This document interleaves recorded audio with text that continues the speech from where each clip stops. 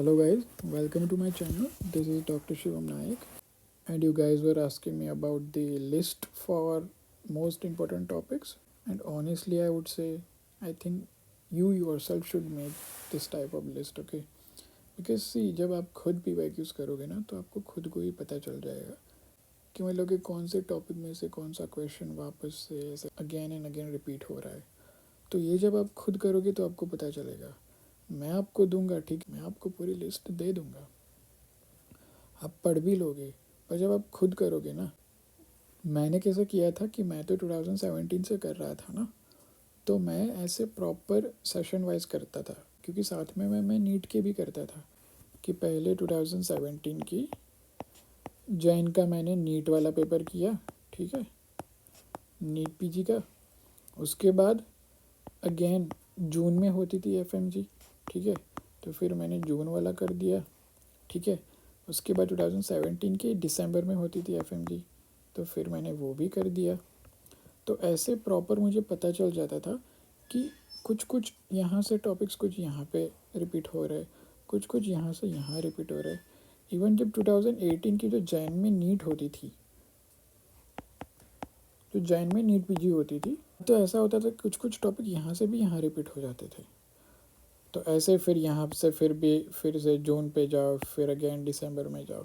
तो वैसे ही मैं पूरा गया यहाँ से 2023 तक, जो एंड तक जो भी हुई। तो आपको वैसे PYQs करने हैं, कोई भी रैंडम ईयर का उठा के कर सकते हो, ठीक है, कुछ नुकसान नहीं होने वाला, आपका कुछ जाएगा नहीं।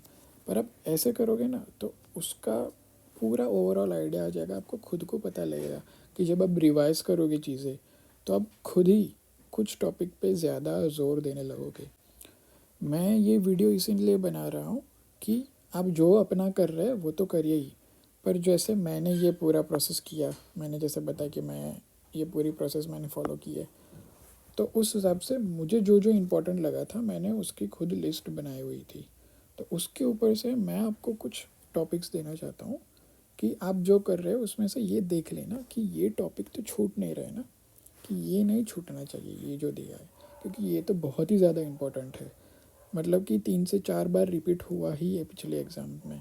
और इवन मैं एक दो ऐसे टॉपिक है वो मैं बताऊंगा कि वो 100% आते ही है, 100% आते हैं। उन दोनों में से एक 100% आता ही है, हर बार ही आता है। तो मैं इसमें पूरा सिस्टम वाइज जाना चाहूँगा कि मैं मेडिसिन से स्टार्ट करा, उसमें कार्डियोलॉजी से स्टार्ट करूँगा, पूरा टॉप ये सिस्टम वाइज आपको बता दूंगा। मैंने ये देखा है कि मेडिसिन में लोग बहुत ही ज़्यादा टाइम वेस्ट करते हैं। सच बताओ गाइस, मेडिसिन में इतना टाइम वेस्ट मत करो, क्योंकि 50% मेडिसिन आपका ये पैथो फार्मा फिजियो माइक्रो की नॉलेज से हो ही जाएगा। तो ये पता है ना मेडिसिन के कितने सारे वीडियोज़ होंगे, मतलब कि पूरे 19 सब्जेक्ट्स में सबसे ज़्यादा वीडियोज़ मेडिसिन के ही होंगे। तो ये सब देख के अपना टाइम वेस्ट मत करो, सच में बोल रहा हूँ। मैंने खुद ने रैपिड रिविजन से किया हुआ था दीपक मावर सर का, और वो इनफ है, मोर देन इनफ है।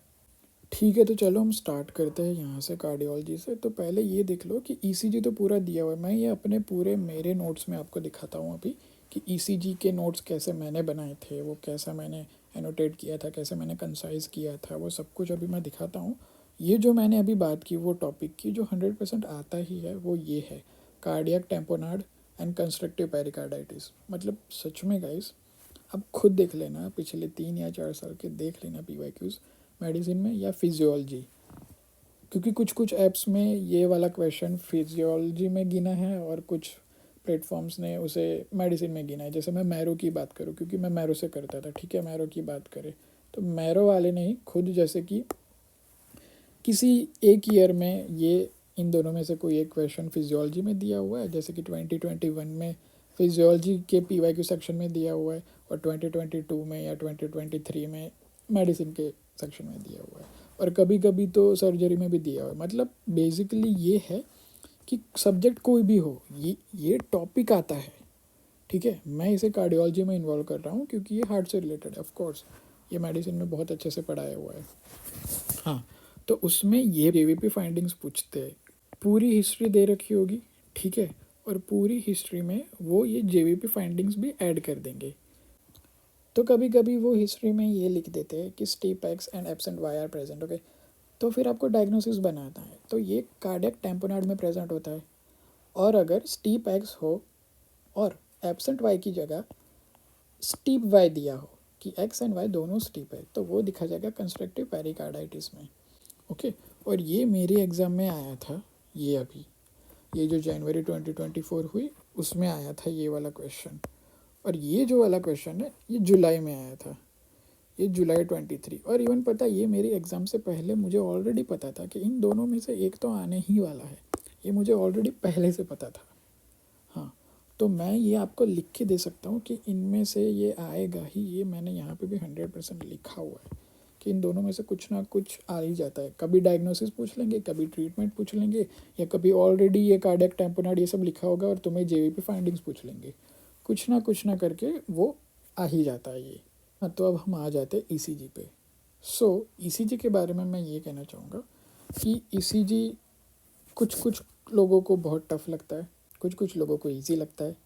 कि जैसे मुझे पहले बहुत टफ लगता था, पर जब मैंने वो किया अच्छे से, ठीक है, पहले मैं बहुत डरता था कि ईसीजी कार्डियोलॉजी, पर जब मैंने वो बहुत अच्छे से किया और फिर मैंने वो रिवीजन किया, बार बार ही रिवीजन किया, मैंने अपने जैसे शॉर्ट्स नोट्स बना दिए, तो फिर मुझे वो अच्छा लगने लगा। और ये एक टाइम ऐसा आ गया था कि मैं सिर्फ 2 घंटे में पूरा कार्डियोलॉजी रिवाइज कर देता था, पूरा ईसीजी वाला पूरा सेक्शन, सारे सिंड्रोम्स, सारे डिसीजेस। और ईसीजी इम्पॉर्टेंट है, हर बार ईसीजी में ऐसे क्वेश्चंस आते ही है, चाहे वो नीट पीजी हो, चाहे वो आईएनआईसीटी हो, चाहे वो एफएमजी हो, ठीक है। और देखिए जैसे जनवरी वाली जो हुई थी 2023 में, तो उसमें ईसीजी में से कोई क्वेश्चन नहीं आया था, तो बस वो एक ही ऐसा एक्सेप्शन थी जब नहीं आया था। बाकी हर एग्ज़ाम में ईसीजी होता ही है, जैसे मेरी एग्ज़ाम में भी था ही। और जैसे कि मैंने यहाँ पे भी लिखा हुआ है कि एवरी सेशन में 2 to 3 क्वेश्चंस आ ही जाते हैं ईसीजी में से, ठीक है।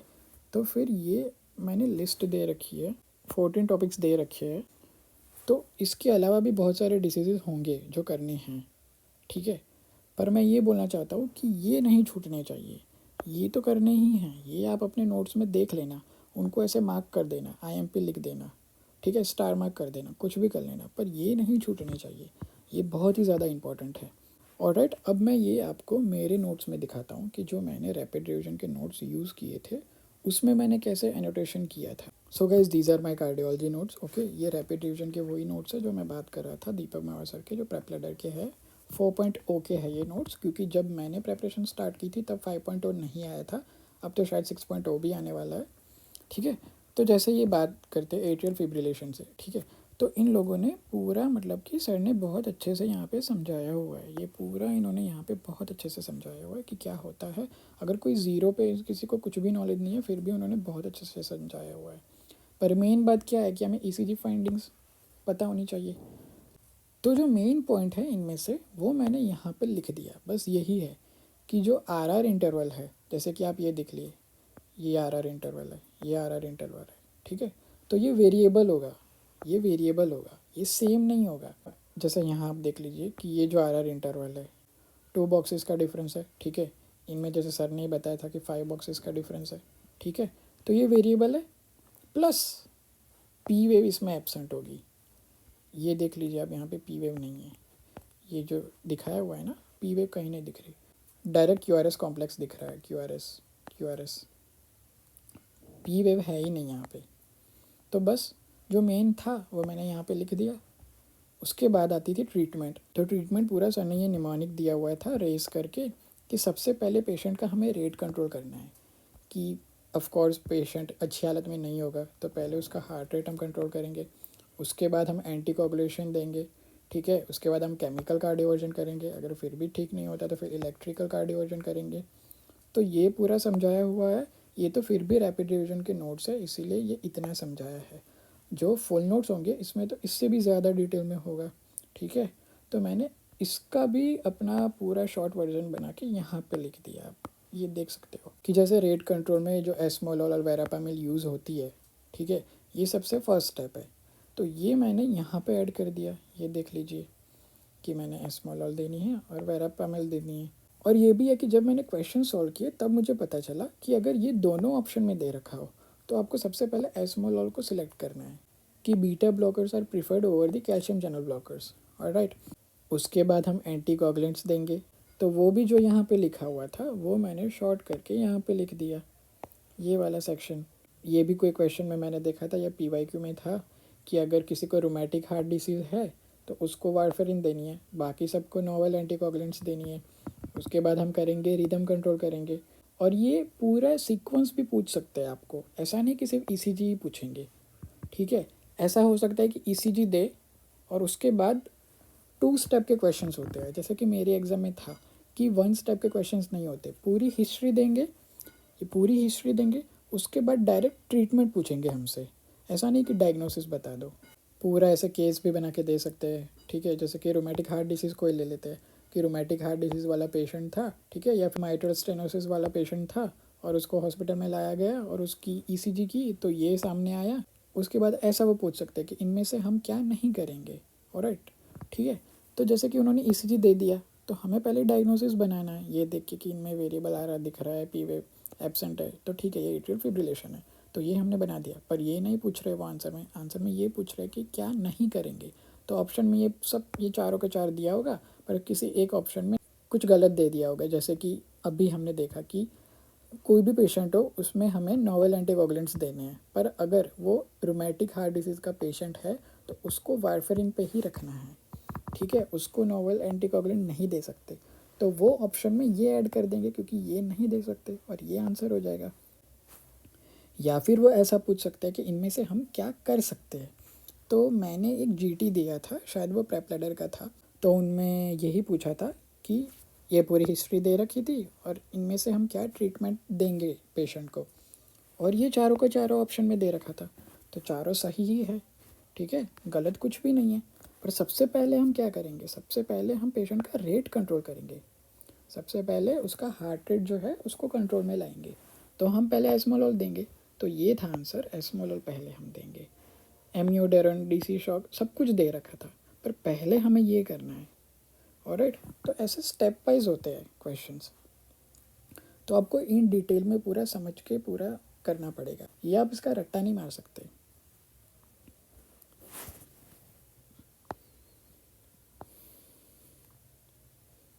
जैसे आगे चलते हैं तो ठीक है, जो मल्टीफोकल एट्रियल टैकिकार्डिया है तो इसमें भी क्या है कि वेरिएबल RR इसमें भी होगा, पर इसमें P वेव प्रेजेंट होगी। जो आगे एट्रियल फिब्रिलेशन था उसमें P वेव एब्सेंट थी और यहाँ पे प्रेजेंट है। दोनों में वेरिएबल RR तो है ही, पर इसमें P वेव प्रेजेंट है। तो ऐसे हमें डिफ्रेंशिएट करना है। प्लस हार्ट रेट 100 से भी ज़्यादा होगी। साइनस एरिथमिया है उसमें भी ये दोनों चीज़ें होती है, पर उसमें हार्ट रेट 100 से कम होती है, तो वो भी मैंने यहाँ पे ऐड कर दिया, ऑलराइट। बस अब मुझे ये सब पढ़ने की ज़रूरत है ही नहीं क्योंकि वो मैंने सब यहाँ पे ऐड कर दिया है। उसके बाद आया एट्रियल फ्लटर, तो उसका भी जो जो मेन पॉइंट है वो मैंने हाईलाइट कर दिया है रेड पेन से। और आप ऐसे परफेक्ट रखो कि कोई कुछ इंपॉर्टेंट लिखा हुआ है तो उसे ब्लैक पेन से लिख दो, और अगर उसमें से भी कुछ ज़्यादा ही इंपॉर्टेंट है तो उसको रेड पेन से करो, बस कुछ ज़्यादा कॉम्प्लिकेटेड मत करो। फिर ये देखिए PSVT, पैरोक्सिस्मल सुप्रावेंट्रिकुलर टैकिकार्डिया, ये मेरे एग्ज़ाम में आया हुआ था, तो मैंने इसको ऐसे याद रखा था कि PSVT, ठीक है। इसमें क्या फाइंडिंग्स होती है कि जो P वेव और T वेव्स होती है ना, P और T वेव ये दोनों मर्ज हो जाती है, तो एक ही वेव देखने को मिलेगी आपको, P वेव नहीं मिलेगी और T वेव नहीं मिलेगी अलग से, दोनों मर्ज हो जाएगी। तो ये P एंड T मर्ज हो गई, और ये मेरी एग्ज़ाम में क्वेश्चन आया था, हाँ, और ये मेरा राइट हुआ था। और इसीलिए मैंने यहाँ पे लिख के रखा है कि ऐसे फिर मैं PYQs लिख देता था। ये तो मैंने अभी अभी लिखा है आपको बताने के लिए।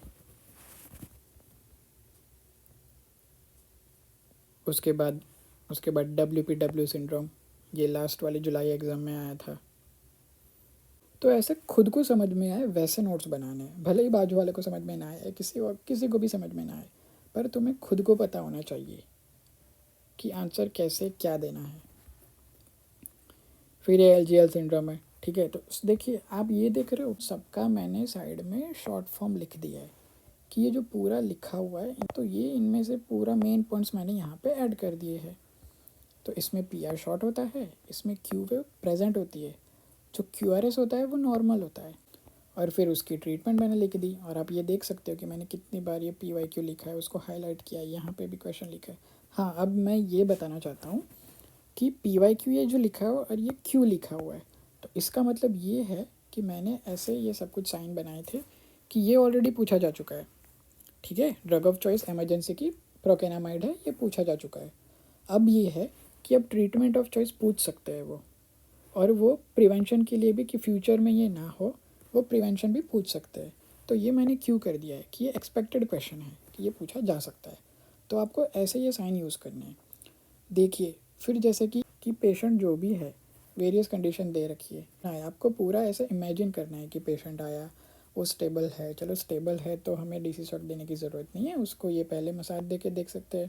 क्योंकि चाइल्ड आया, अगर चाइल्ड है पेशेंट तो उसको पहले मसाज दे दो, ठीक है। एडल्ट है तो चलो उसको एडिनोसिन दे देते हैं, ठीक है। और अगर फिर भी वो ठीक नहीं हो रहा है तो फिर उसको डीसी शॉक दे देते हैं।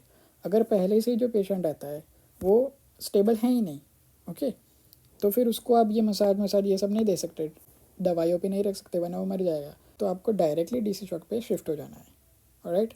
देन हाइपरकेलेमिया, हाइपोकेलेमिया, इसका तो मतलब कि ये बहुत ही ज़्यादा इम्पोर्टेंट टॉपिक है। और प्लस इसकी पूरी ट्रीटमेंट भी पूछते हैं कि स्टेप वाइज अप्रोच है उसकी ट्रीटमेंट का। मैं अभी आपको आगे दिखाता हूँ, इसका पूरा चार्ट बनाया हुआ है। हाँ, तो आप यहाँ पे देख सकते हो कि कैसे मैंने ये hyperkalaemia, just a minute guys, yes, तो कैसे मैंने हाइपरकेलेमिया और हाइपोकेलेमिया का ट्रीटमेंट पूरा यहाँ पे लिख दिया था प्रॉपर स्टेप वाइज। अगर आपको नॉर्मल वैल्यू ही पता नहीं होगी तो आप कैसे पता लगा पाओगे कि ये हाइपरकेलेमिया है या हाइपोकेलेमिया है। तो ये मैंने पूरी ट्रीटमेंट यहाँ पे लिख दी थी कि पहले कैल्शियम ग्लूकोनेट देंगे, ऑलराइट, या फिर हम कैल्शियम क्लोराइड आई भी दे सकते हैं। उसके बाद सबसे जो बेस्ट ड्रग है, मोस्ट इफेक्टिव ड्रग है, तो वो है इंसुलिन। इंसुलिन की ड्रिप पे हम चढ़ा देंगे और प्लस ग्लूकोज भी देंगे, हम साल्बुटामॉल भी दे सकते हैं, फ्यूरासेमाइड भी दे सकते हैं।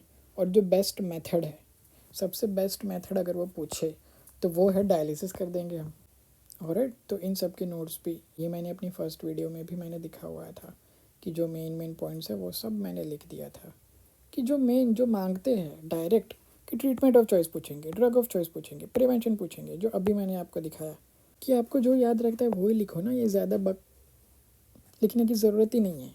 अब आया टॉपिक कंजेस्टिव हार्ट फेलर था, ये पूरा इसमें से सब कुछ मैंने एनोटेट कर दिया था फार्मा के नोट्स में। तो मैंने, आप देख सकते हैं कि मैंने यहाँ पे पूरा क्रॉस कर दिया कि यहाँ से पढ़ने की ज़रूरत है ही नहीं, क्योंकि ऑलरेडी फार्मा में मैंने उसको एनोटेट करके रख दिया है, कि यहाँ पे लिख दिया 20th नोटबुक ऑफ फार्मा, ख़त्म। तो मुझे ये फिर पढ़ना ही नहीं है, ये मैंने पूरा क्रॉस कर दिया, ये भी पूरा क्रॉस कर दिया कि जो इंपॉर्टेंट नहीं है उसको क्रॉस ही कर दो, फिर उसको देखना ही नहीं है। वापस से जो इंपॉर्टेंट चीज़ें नहीं है क्यों पढ़नी है उसको। आप ये देख सकते हो कि आरआर में से भी कुछ चीज़ें इंपॉर्टेंट नहीं है। ये अभी जैसे मैंने बताया कि कार्डियक टेम्पोनार्ड और कंस्ट्रक्टिव पैराकार्डाइटिस कितना इंपॉर्टेंट है, मैंने यहाँ पे भी मोस्ट टाइम पे लिखा हुआ है। मैंने बताया कि कार्डियक टेम्पोनार्ड जुलाई 23 में आ गया था और कंस्ट्रक्टिव पैराकार्डाइटिस हमारे एग्ज़ाम में आया। और ये है कि ये जो पूरा जो टॉपिक यहाँ पे समझाया हुआ था, तो मैंने इसमें से जो मेन पॉइंट थे, जो इम्पोर्टेंट है, जो मुझे समझ में कि अगर मैं ये इतना पढ़ूँगा तो वो मुझे पूरा टॉपिक याद आ जाएगा, तो मैंने पूरा ये क्रॉस करके इनके जो मेन पॉइंट्स थे वो यहाँ पे मैंने ऐड कर दिए। ये ख़त्म बात कि दो कंडीशन होती है कि सबसे पहले लो प्रेशर कार्डियक टेम्पोनार्ड होता है, ठीक है। तो हिस्ट्री क्या देंगे कि पेशेंट आएगा, टीबी का पेशेंट होगा और वो अपनी टीबी की ट्रीटमेंट अच्छे से नहीं ले रहा, ठीक है, इरेगुलर है वो, तो उससे आपको लो प्रेशर कार्डियक टेम्पोनार्ड हो सकता है। लो प्रेशर कार्डियक टेम्पोनार्ड और कार्डियक टेम्पोनार्ड दोनों में डिफरेंस है। कार्डियक टेम्पोनार्ड मोस्टली आपको एक्सीडेंट के केसेस में आपको दिखने को मिलेंगे, जैसे कि आप ये लिखा है कि history of car accident, okay, not wearing seat belt, ये आपको दे रखी होगी। दोनों में डिफरेंस क्या है कि कार्डियक टेम्पोनार्ड में बिल्कुल भी पल्स होंगी ही नहीं, पल्स डिसअपियर हो जाएगी।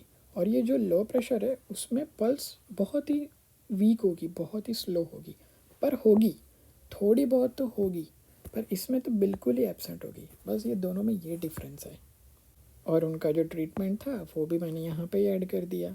ये जो बैक्स ट्रायड है जो मैंने आपको बताया कि हाँ, steep X steep Y, steep X absent Y, इसकी जो जेवीपी फाइंडिंग्स है वो मैंने लिख दी। और ये आप देख सकते हो most IMP short question. Again आपको बता रहा हूँ, आप खुद ही देख लेना, खुद ही पीवाईक्यू सॉल्व करोगे आपको पता चल जाएगा। ये पूरा सर ने कंपैरिजन करके दिया हुआ था, pericarditis, pericardial effusion, cardiac tamponade, constrictive pericarditis, उसमें क्या डिफरेंस होते हैं वो सब कुछ सर ने यहाँ पे बता दिया था।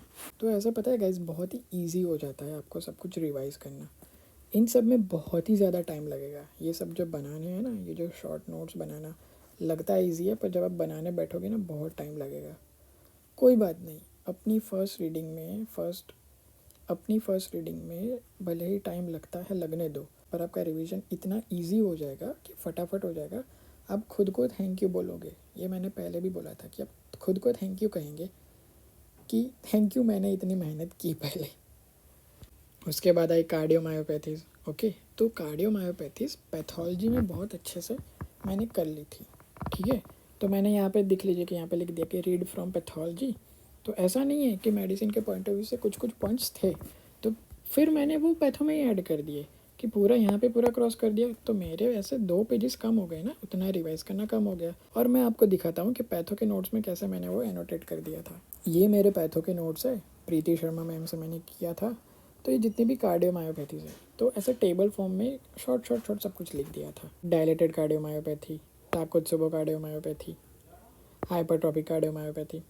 तो जो मेडिसिन का पॉइंट ऑफ व्यू था, जैसे कि मैंने बोला कि कैसे इसका केस प्रेजेंट हो सकता है, कि हिस्ट्री क्या दे रखी होगी, तब आप ये आंसर लगाओगे कि जैसे कि sudden death in the football match, कोई भी एथलीट की दे रखी होगी हिस्ट्री, कि जैसे कोई रेसिंग में था, कोई भाग रहा था, ठीक है, कोई कंपटीशन में पार्ट ले रहा था, रनिंग कंपटीशन था, और सडनली वो कोलैप्स कर गया। या फिर जिम वाली हिस्ट्री वो दे सकते हैं कि हैवी वेट लिफ्टिंग कर रहा था।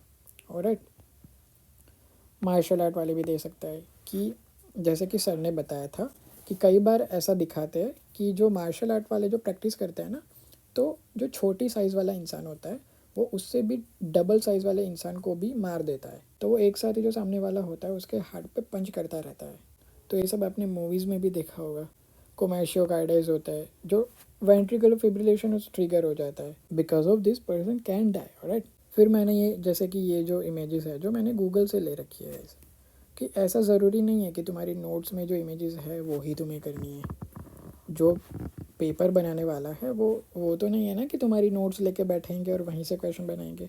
वो कहीं से भी इमेजेस ले सकते हैं। तो ये मैंने गूगल से ले रखी है। तो आप देखो चीज़ें, गूगल पे जाओ, एक्सप्लोर करो, सब कुछ देखो। ये ज़रूरी नहीं है कि जो नोट्स में से है वहीं से ही आएगा। वो कुछ भी पूछ सकते हैं। जैसे ये भी रिस्ट्रिक्टिव कार्डियोमायोपैथी है, इसकी भी फ़ोटो मैंने गूगल से ले रखी है। हाँ, तो ये थे मेरे पैथो के नोट्स। जैसे मैंने बोला कि जो मेडिसिन में कार्डियोमायोपैथी वाला जो टॉपिक था वो सारा मैंने पैथो में एनोटेट कर दिया। और आप देख सकते हो कि एक ही पेज में मैंने पूरा सब कुछ, पूरी कार्डियोमायोपैथी सब इसमें ऐड कर दी। अगेन देखिए, ये मेडिसिन में आ गई है फिर से वही जो हमने पढ़ा।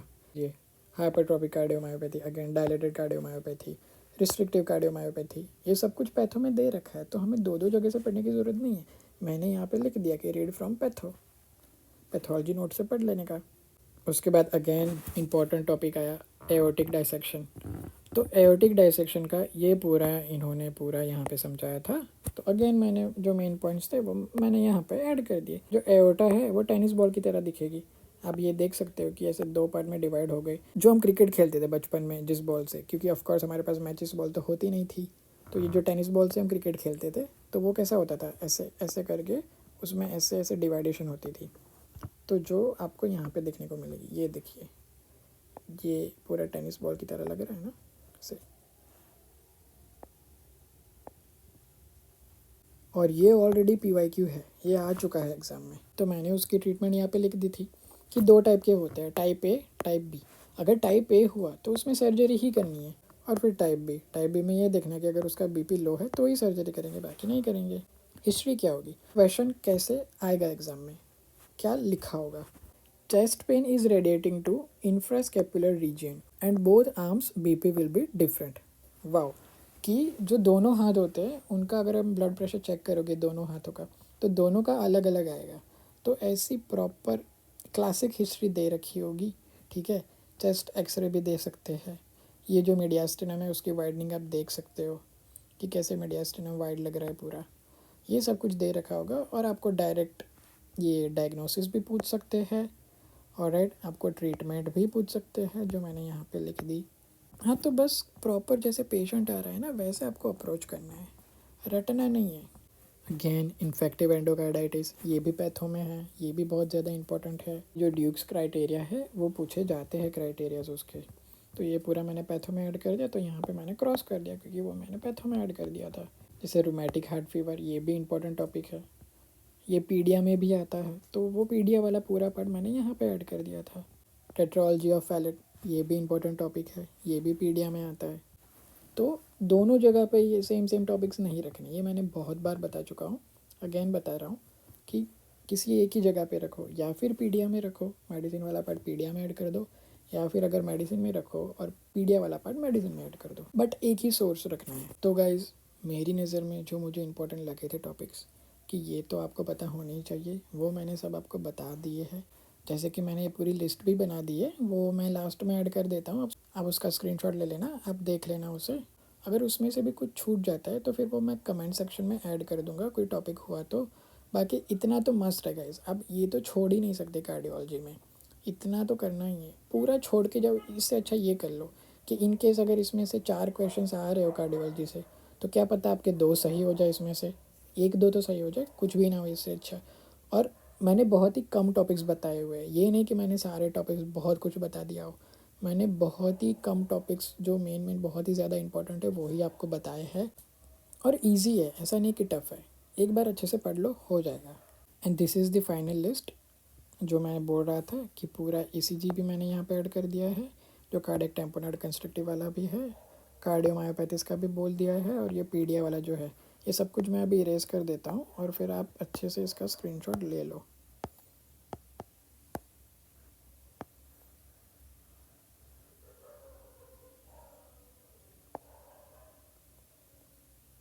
Yes, now you can take this screenshot. और जब भी आप कार्डियोलॉजी पढ़ोगे तो इन टॉपिक्स को ध्यान में रखना। ओके देन गाइज, वीडियो ख़त्म करते हैं। वीडियो अगर आपको अच्छा लगा हो तो प्लीज़ लाइक कर देना, वीडियो को शेयर कर देना अपने दोस्तों के साथ, और सब्सक्राइब कर देना चैनल को। Thank you.